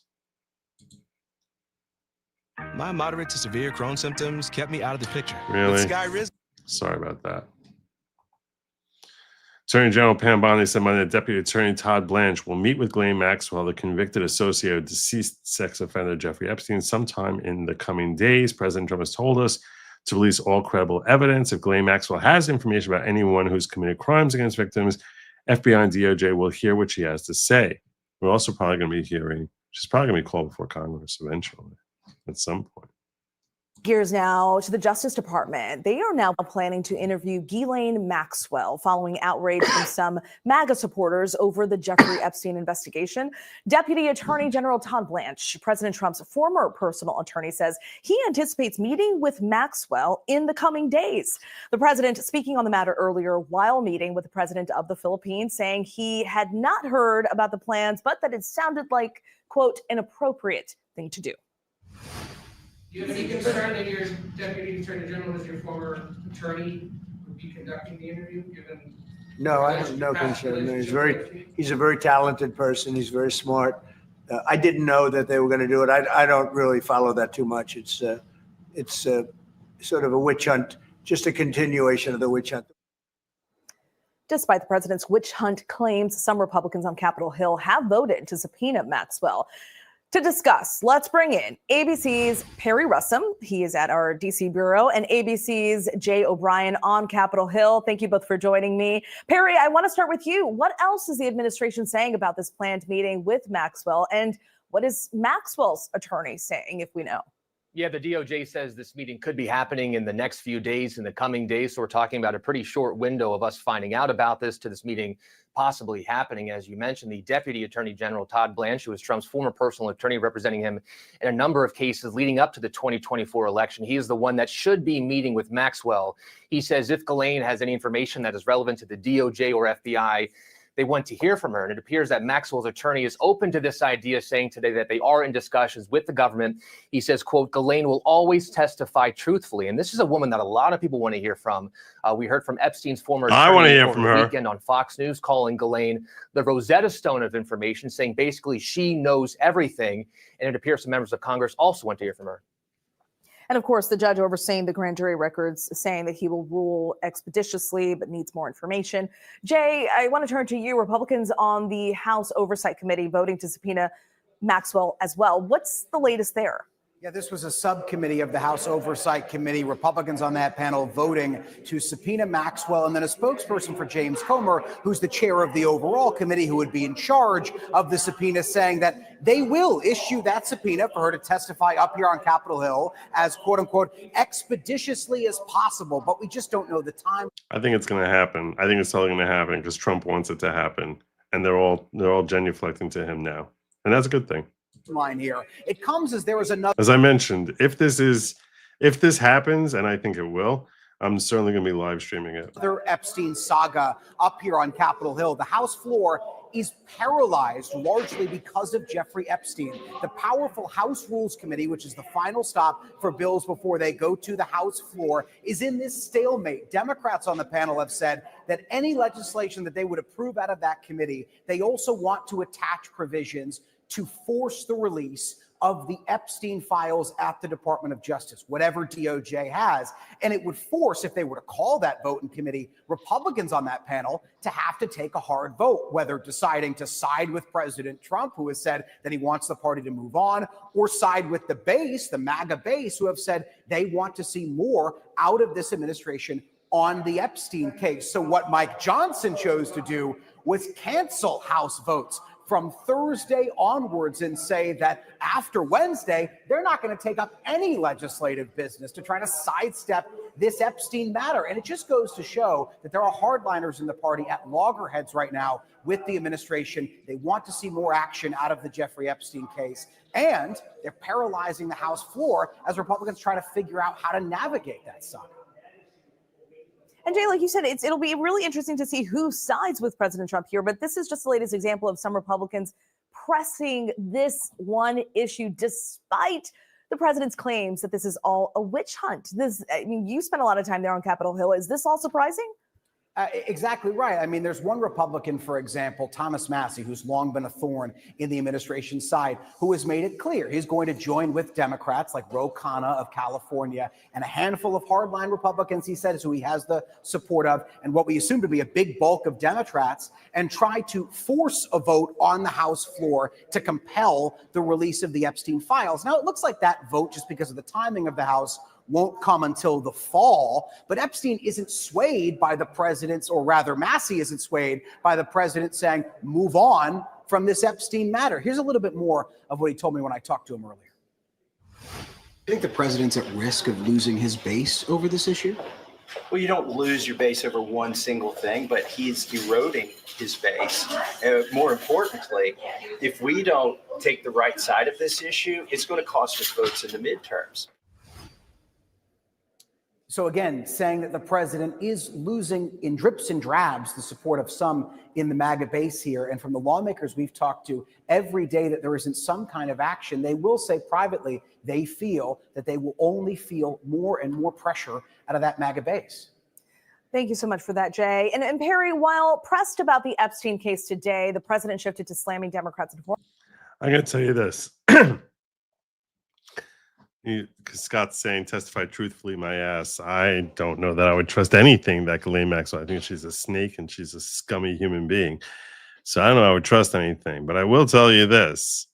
The snakes know which direction to slither.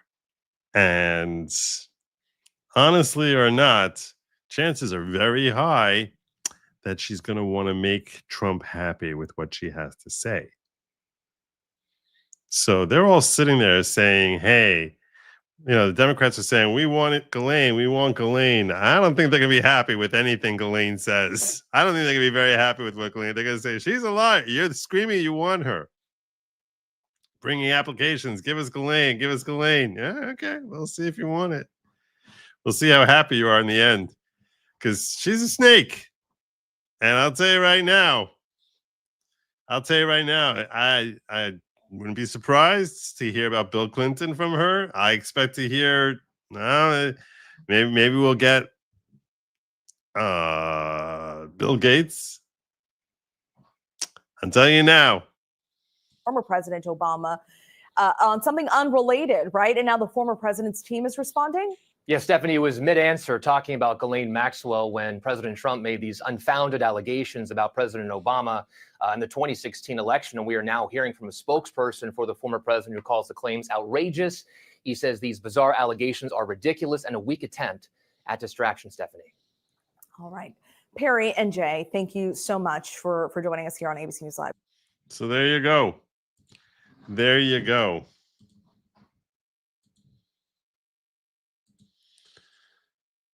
And one more thing that I wanted to share with you, those who have concerns about Trump being in this Epstein list or thinking that he's trying to cover up for himself. I was unaware of this. A Muse brought this to my attention, and I'm bringing it to yours now. So he says, remember that after Trump learned that Jeffrey Epstein was involved in sex trafficking, he threw him out of Mar-a-Lago and tipped off Florida law enforcement that Epstein was abusing very young women in 2005.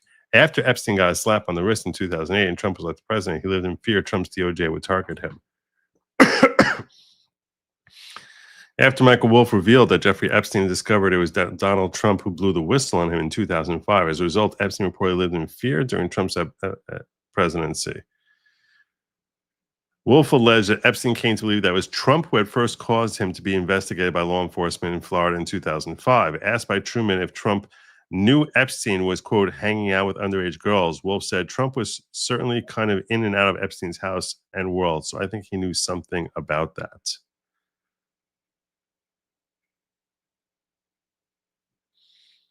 So I just thought I'd share that with you. I did not know that Epstein purportedly was of the opinion that Donald Trump was the Epstein whistleblower. So there you go. There you go. That's my show. I'm sticking to it. I expect, God willing, to be back here tomorrow night. I should mention to you, 5 people got 5 new members of the following that I gifted out here. I did. I gifted out because I just felt like you guys are so nice. So the following 5 people are members of the following. That would include King Ginger 333, Marlene Grifty, Michael Zippo, and Awakening Wonder. Welcome to the following. Please be aware that the following is not at all a cult type of cult. So welcome to the following, and God bless. And yeah, there you go. There you go. And you see, I gift and other people gift also. That's what it just begets further gifting. Brian Oldenkamp popping on in here with 10. Show me up. Show me up with 10. God bless you, brother.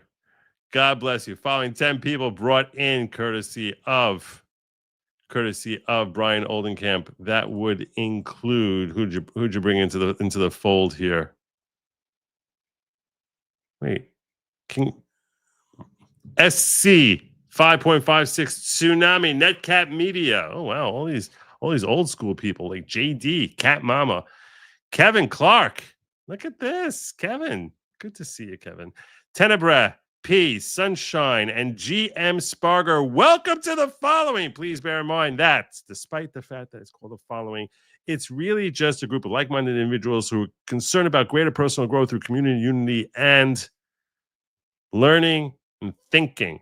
That's all it is. Okay. There's no Kool-Aid.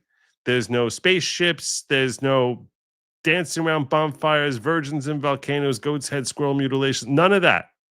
None of that. It's just about greater personal growth. And I hope that you all find it. And you should definitely express your gratitude to Brian for that very generous gift. All right. With that, I'm going to remind you all, lab meat is not meant for you. It's not even meant for your cat. It's meant for they, them. Okay? Stay away from the friggin' lab meat and do not eat the bugs. Just don't do it. Don't do it. Have a good night, everyone. And as always, Godspeed.